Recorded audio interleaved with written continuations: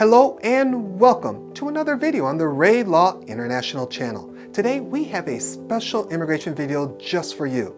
With the Summer Olympics fast approaching, we are honored to have a special guest on our show, sharing how immigration and the preparation for major events such as the Olympics intersect.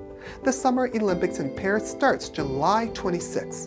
The Paralympic Games follows with competition starting August 28. And the next Track and Field World Championship is in September 2025 in Tokyo. But before you head to Paris, let's get a first-hand look on what it takes to get to one of these major events and how the O or P visa can help you get there. Ready? On your mark, get set, let's go!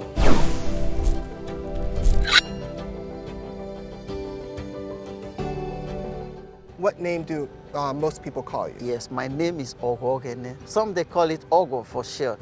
O-1A. Yes, O-1A. That's God's gift. Actually, when I was my first season as a professional back in Germany, then it was really crazy. Sometimes when they announce my name, I don't hear it. Because they mispronounce it like me. Yeah. So I don't, but with time, you see, they started calling my name. Was like, okay, I said, yeah, this is the name. How do you stay motivated on difficult days or after setbacks? As an athlete, okay, let me say specifically to me or to track and field athlete, we're supposed to know that these are the hurdles we need to jump.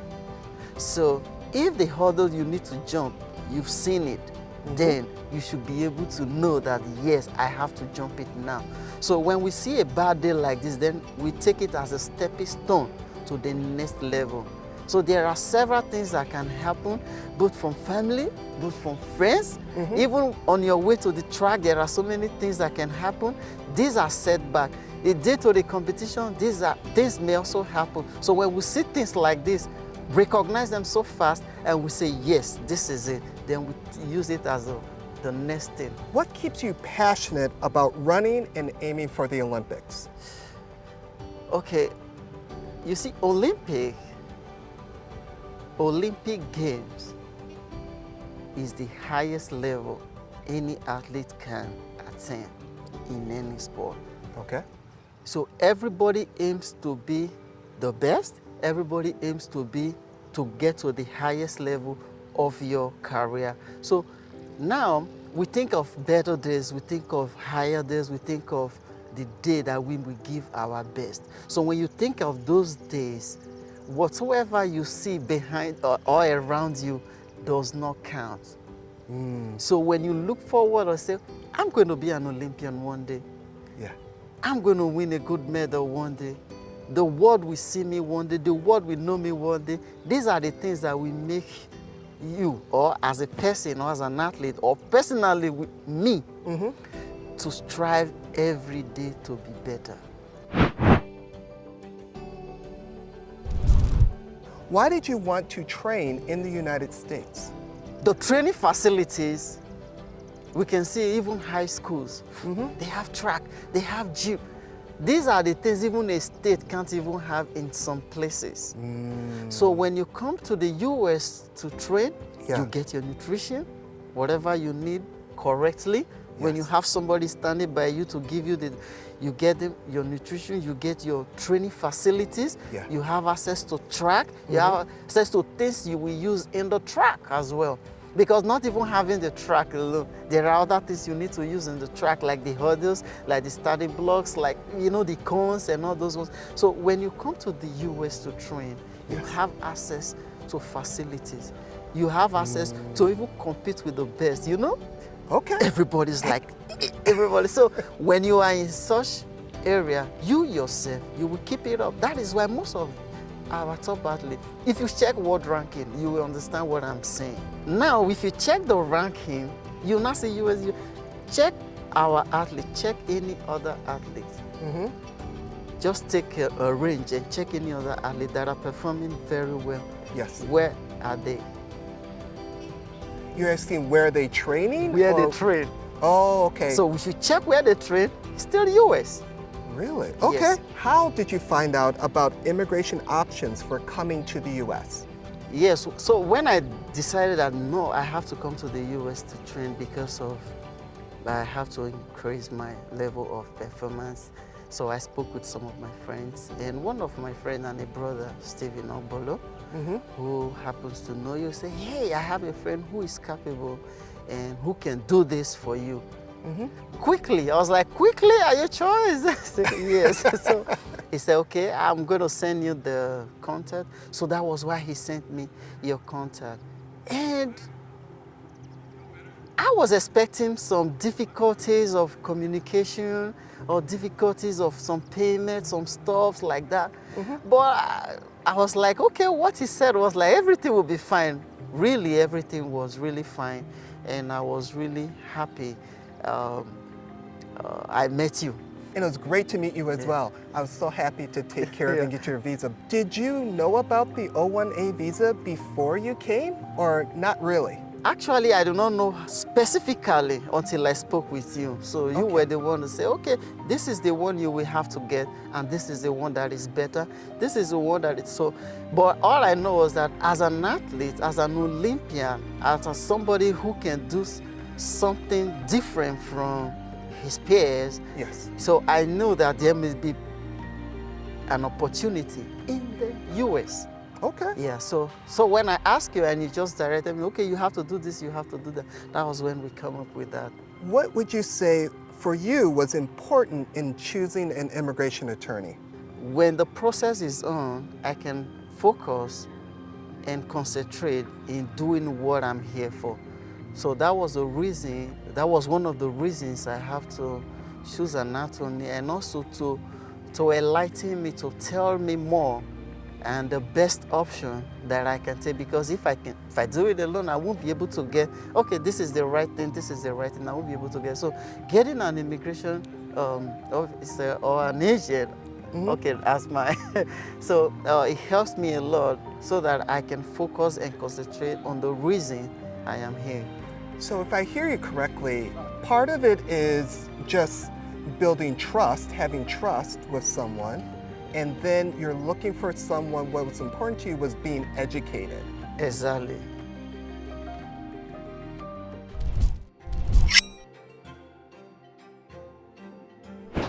What running events do you run?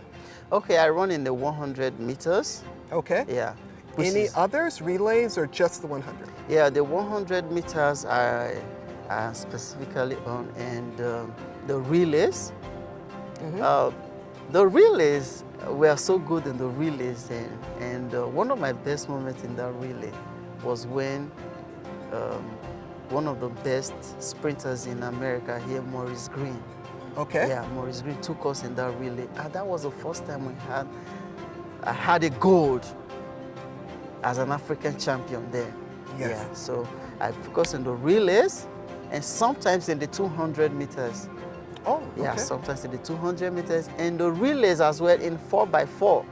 Yes. Yeah, but that's not my field, the 4x4. It's not. Yeah, it's only the 4x100 I run very well. How do you handle pressure and expectations during major competitions? Stay calm and focus, because there must be pressure.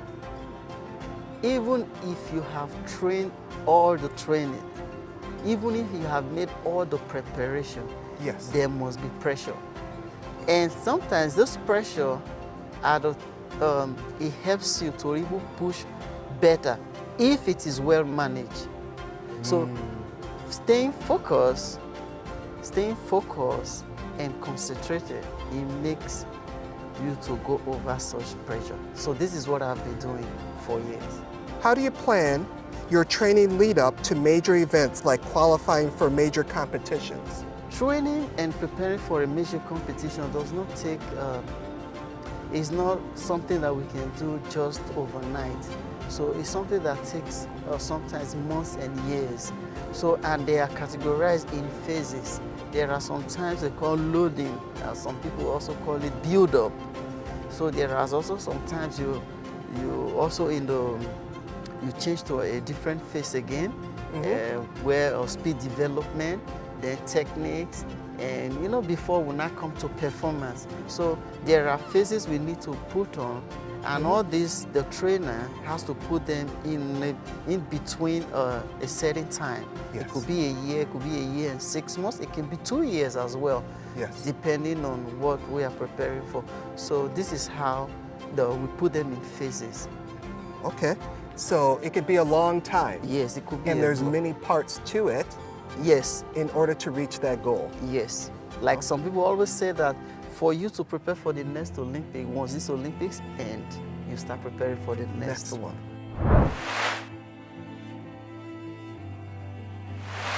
Who are the key people in your supportive system, and how do they contribute to your success? The number one person we have to talk about in this, it has to be the trainer. Okay. Yeah. The trainer sometimes bears almost everything. Because if anything happens at home, you're going to call him. If anything happens in the track, you're going to call him. Anything happens in the gym, you have to call him. So sometimes the trainer is in a major position to everything. Then also the family has to support as well. Your immediate family. Yes, immediate family. And you do have a family, correct? Yes.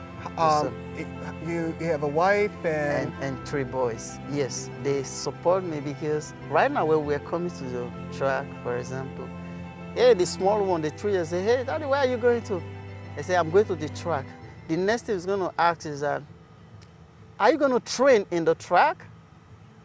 Then I'll have to say, yes, sir, I'm going to train in the track. So why is it like this is because they have to cooperate that, oh, Daddy needs to go to the track and train. So there's a cooperation from there. So once there is a cooperation for there, it's fine. So the trainer, but right now, trying to get my immigration status balanced as well,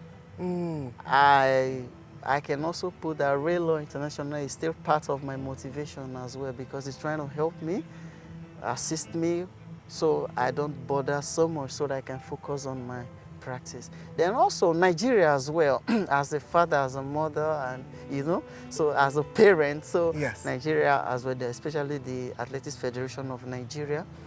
One thing again, once they look at an athlete, they say, no, this athlete is different. This athlete has been like this, has been like that. So they know how to stand by their athletes. So actually, the Athletics Federation of Nigeria is really standing by me. That's beautiful. That yes, wow. You need to go further. Not even in the athletics, in post-athletics. How do you balance your personal life with the demands of your training schedule? Yes, I do balance my personal life with my training schedule.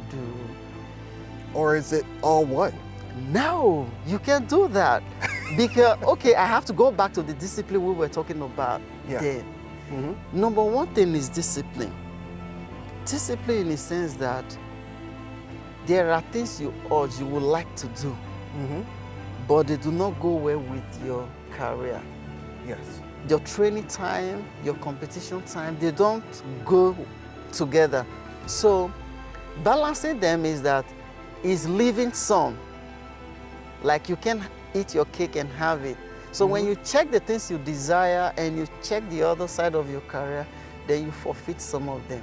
So this is how I'm able to balance the two together. Because definitely you must have a different lifestyle and your career. So you cannot put the two together. So by putting the two together is by forfeiting some part of which I am aware and I know I do forfeit. Our immigration team here at Rail Law International is honored to work with athletes like O-1A who work hard every day to be the best they can be in their events.